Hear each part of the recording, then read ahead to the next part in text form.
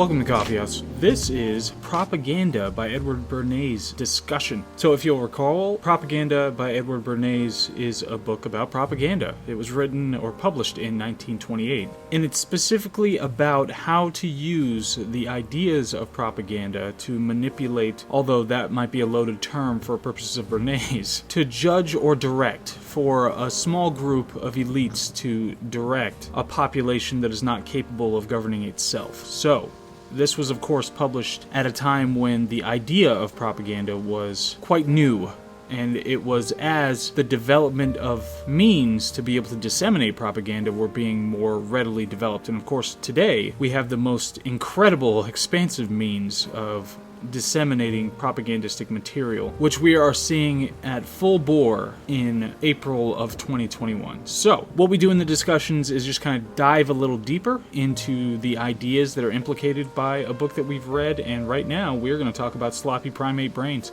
We've got them. You've got one in your head. I've got one in mine. Mine is a little tidier, of course, than most, but still, it's something that we can learn and have learned, and most certainly are learning to exploit, is the way that our primate brains function. This is something that advertisers, of course, have done historically, ever since it has been an industry now. And now it's being done systematically. So in antiquity, of course, people would use these little tricks to try to exploit our primate brains, but now it's something that's being done in a systematic way by people who have very distinct and broad-reaching agendas. So what do we end up with? We end up with a propaganda arms race. And there are a couple of ways to respond to it. So number one, we could take the power away from propaganda, so that people can't be propagandized, except in the most minimal sense of, say, advertisers putting pretty ladies next to Cokes and making you want them therefrom. But the more important, vital questions that we have to answer, say when it comes to our legal or political representation, who we need to vote for and what we should vote on a given referendum or whatever, these more vital kinds of questions, if we wanted to take away the power of propaganda, it would require an intense focus by some 300 million people in this country. That is going to be a severe, tall order when brainstorming how we can possibly get around this new era of the way information is disseminated.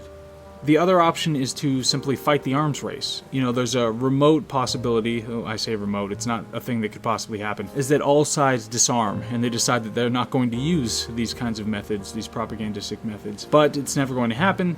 Today we have a modern state, a modern sleek state. Really, it's just living on the backs of giant corporations. We have our first trillion-dollar corporations. Big tech and big data, these are things that our ancestors didn't really have to worry about. And it's only going to get worse with how esoteric artificial intelligence is and how much computing power you need for this sort of thing.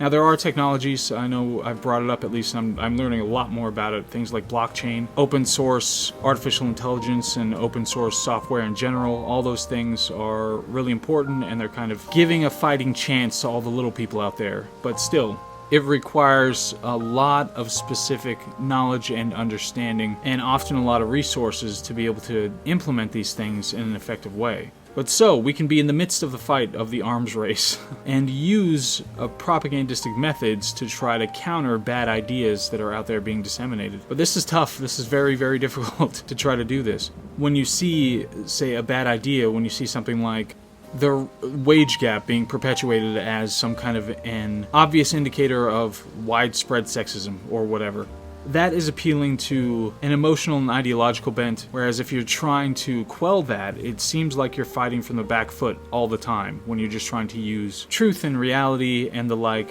to try to fight these kinds of things that are much more attractive to human beings with our sloppy primate brains. One method has to be cultural. It has to be a commitment amongst people who are trying to fight this fight to shame people who exhibit a lack of humility when it comes to complex topics. Any complex topics, but especially complex topics in politics. So when someone cites a study, you can ask about the parameters of the study, the controls that were in place, the citations of the study. You can easily point out holes in the information that's presented. Everything in the political realm is too complex for someone to have an actual handle on it. So one thing that's easy to remember is that everyone is pretending to be sure. They're not actually sure. Another important thing to keep in mind that is something that I have been implementing more readily lately is that you cannot ignore the emotional aspect. It's actually an extremely important part of who we are and how we think and how we learn. We have another dimension. Our emotional system is designed to smash together all the information that we have, like a toddler, into a very crude signal. It's very dangerous and poor. However, most people need it to simplify the scary world. I say most people, I mean all people. Literally all people need it to simplify a scary world. We use it all to different degrees. So we have to show humility in the fact that we don't necessarily know when ours is working overtime, but we don't realize it, and humanity in recognizing that other people are going to be motivated in different ways by this aspect of themselves. And we have to be aware of that. So probably the most important idea from the book, the propaganda book, is the insistence that all of the propagandistic methods have to be used consistently and systematically. And of course that's scary when you look at it from a Big Brother point of view, but it's the idea of a confluence of numerous sources of pressure. So in the book specifically, it was talked about how it's not just government, it's news media, it's corporations, it's local politics, it's education, it's entertainment,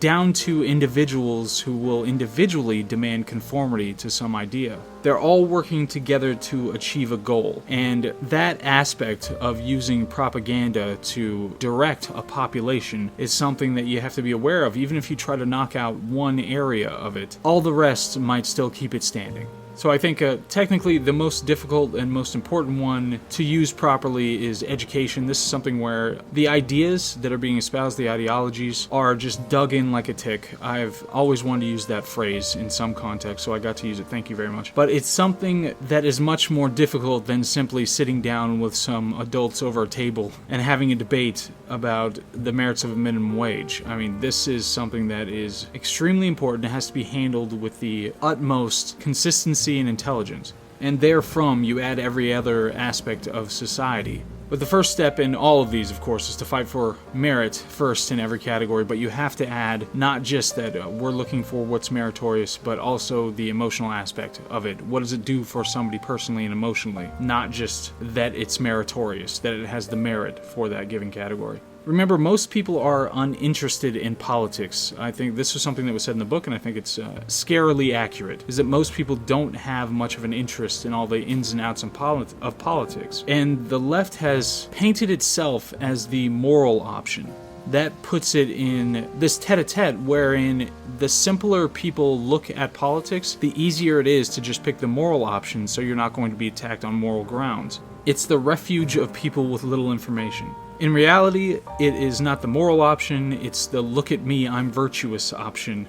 And that's even when it's demonstrably detrimental to everyone you're pretending to care about. So this framing is the first thing that needs to be taken out when it comes to how these memes propagate themselves amongst people and how propaganda works, is that this idea of one political party being the moral party and one political party being the severe anti-moral pollute the lake if it makes a profit party. This has to be attacked because in reality, the moral idea is what has the best long-term results. Just as if you were raising children and you were trying to figure out what's best for the children, you wouldn't say that stuffing them with ice cream for dinner every night and not making them brush their teeth is the moral option, even though it makes them happy right now at this moment. So this framing has to be changed, is that the left is not the moral option, it's the pretend to be moral option. Anyway, so that's a decent discussion of propaganda by Edward Bernays and some of the ideas that came out of it. The next book that we're going to look at is How Harry Became Sally. I don't know if anybody has even access to this anymore. I think it was kicked off of Amazon. But one of our major points is to look at controversial ideas even when they weren't controversial just 5 years ago. But now they're considered absolute blasphemy in modern political society. Anyway, that's the book When Harry Became Sally, and we will talk about that next week.